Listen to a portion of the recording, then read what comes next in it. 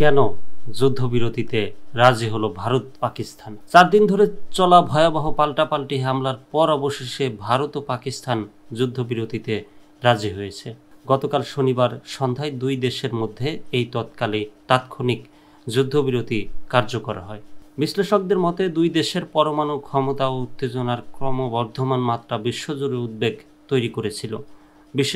শেষ পর্যন্ত যুক্তরাষ্ট্রের মধ্যস্থতায় সংঘর্ষে সাময়িক বিরতি এলেও যুদ্ধবিরতির প্রক্রিয়া ও কৃতিত্ব নিয়ে দুই প্রতিবেশীর ব্যাখ্যা সম্পূর্ণ ভিন্ন।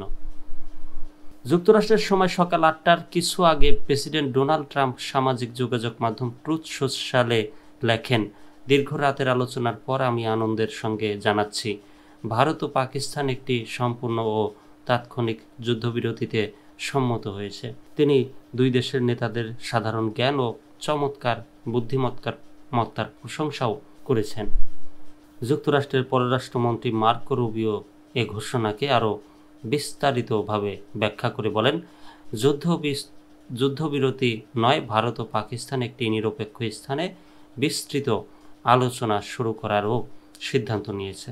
তিনি জানান, গত 2 দিন তিনি ও ভাইস প্রেসিডেন্ট জেডি ভ্যান্স উভয় দেশের শীর্ষ কর্মকর্তাদের সঙ্গে নিবিড় যোগাযোগ রেখেছেন।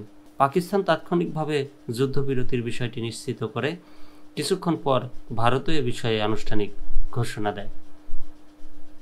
যদিও প্রেসিডেন্ট ডোনাল্ড ট্রাম্প ও মার্কো রুবিও যুক্তরাষ্ট্রের ভূমিকার উপর জোর দিয়েছেন, তবে ভারতের তথ্য মন্ত্রণালয় বলছে যুদ্ধবিরতির এই সিদ্ধান্ত দুই দেশের সরাসরি আলোচনার মাধ্যমেই হয়েছে। তারা পরবর্তী কোনো আলোচনা হবে কিনা সে বিষয়ে কোনো সিদ্ধান্ত হয়নি বলেও জানায়। অন্যদিকে পাকিস্তান পুরো বিষয়টিতে যুক্তরাষ্ট্রের ভূমিকার প্রশংসা করেছে। প্রধানমন্ত্রী শেহবাজ শরীফ বলেন, এই অঞ্চলে শান্তির প্রতিষ্ঠায় প্রেসিডেন্ট ট্রাম্পের নেতৃত্ব সক্রিয় ভূমিকায় আমরা কৃতজ্ঞ।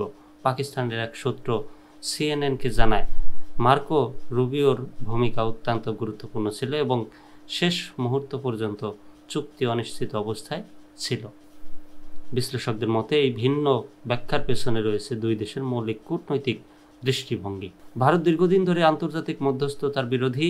ওয়াশিংটনের হাডসন ইনস্টিটিউটের গবেষক ডক্টর অর্পণা পান্ডে বলেন, ভারত কখনোই কোনো দ্বন্দ্বে আন্তর্জাতিক মধ্যস্থতা মেনে নেয় না, হোক তা পাকিস্তান, চীন কিংবা অন্য যে কোনো দেশের সঙ্গে।